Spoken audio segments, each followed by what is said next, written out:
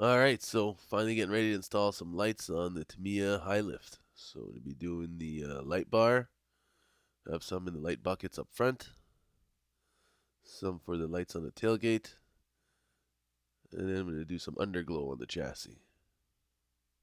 So here I went with this cheap GT Power RC lights. I think they're about like 18 bucks. Comes with 12 LEDs, a power unit, also a mode switch, which I'm not going to be using. And if you see right here, the footprint's pretty small. All you need is to throw it on your aux port or your bind port of your receiver to get power. Here's a stack of LEDs.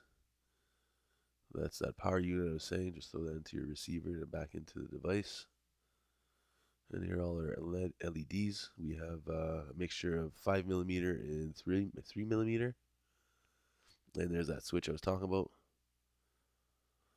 And here's the instructions on how to get it installed. I'm assuming if you need to follow the pattern, you're going to be using that switch mode. I'm going to have them all on, so it doesn't really matter what order I throw them on. They're just going to be on solid. And here are the max LED light strips that I picked up at Walmart. Seen Crawler Ted's garage throw that on his, so I figured it'd be a good addition to everything, especially if you're going to do some night crawling. Alright, so I'm going to give it a quick test, make sure all the LEDs work, map them out real quick, and then we're going to start installing them on the light bar. So the Tamiya kit comes with these little Y connectors with a little screw at the bottom. That's what's going to hold the LED into the light bucket. Make sure they're nice and snug. You don't want to lose those on the trail. Screws are surprisingly long, but make sure nice and tight.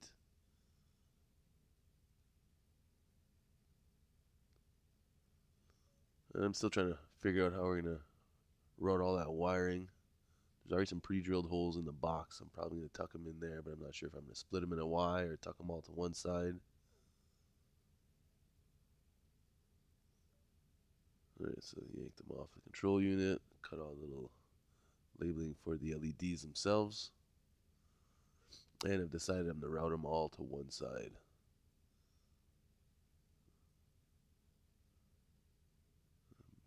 Bend the tip of the LED so that way we can have them conform as much as the light bar. I want nothing sticking out. And we use a tie wrap, and we're going to tie the first one to the next one, so on and so forth, and that should give us a nice tight cabling routing. One more to hold it on the downpipe, and then the rest is just going to be fished through the opening on the box. Start to get snug for the last one. I had to use a screwdriver to push them through. But now we're all tucked in. Take off the body. Do the same for the box. I won't be able to access those light buckets without that. And here I didn't have any retainers for the LEDs, so I just used a little bit of hot glue. That's going to hold it in there nice and fine. Should have no issues. And if it does pop out, it's nothing more than a little bit more hot glue. Alright, so I'm going to be doing the same for the back. This time we're going to be using a 5mm LED at the top of the light bucket. And then the small 3mm orange at the bottom. Give it the appearance of a signal light.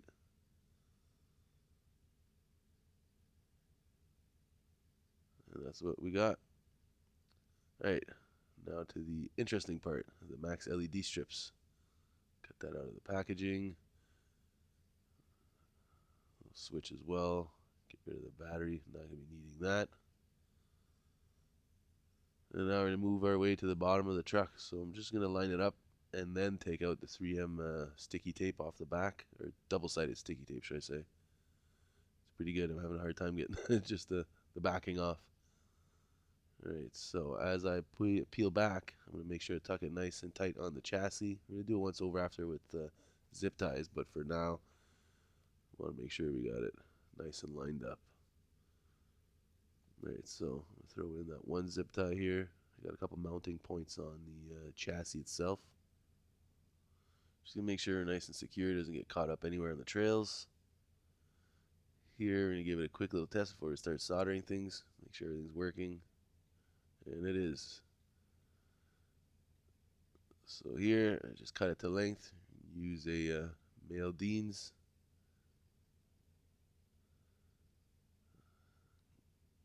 Strip the wire, get some shrink tubing, and tie this up.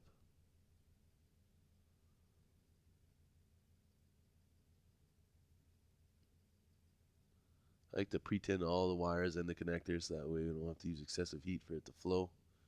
Just a quick touch and we're good.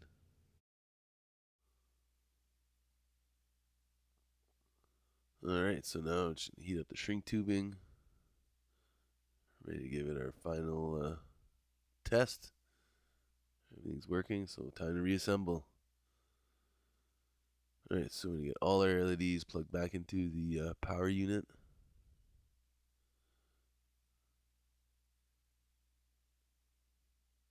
Quick test, everything's working. And now on to the waterproofing. Not sure if you've seen any of my other builds, but big believer of the balloon and the zip tie. Seems to be working fine so far. Alright, so now we're going to sink down the control unit into the chassis. Use the zip tie to secure it there. Make sure all our wires are tucked away and we're ready to install the cab of the truck. 2 screws, both sides. That's done. Tuck in the wiring real quick here. Line up the box of the truck. We have our last screw here. The body's done. Tuck in all our cabling, get a battery, and show you the finished product. Alright, so I've dimmed the lights so you can get a better look. And here we are. You got the light bar, the front LEDs, the underglow on the chassis. Assuming it's going to be much, much brighter once we're pitch black. And then we have the tail lights. So if everything works out good tonight and no crazy storm, should get a chance to run it get another night run out of this kit. So guys, thanks for watching. Please thumbs up and subscribe.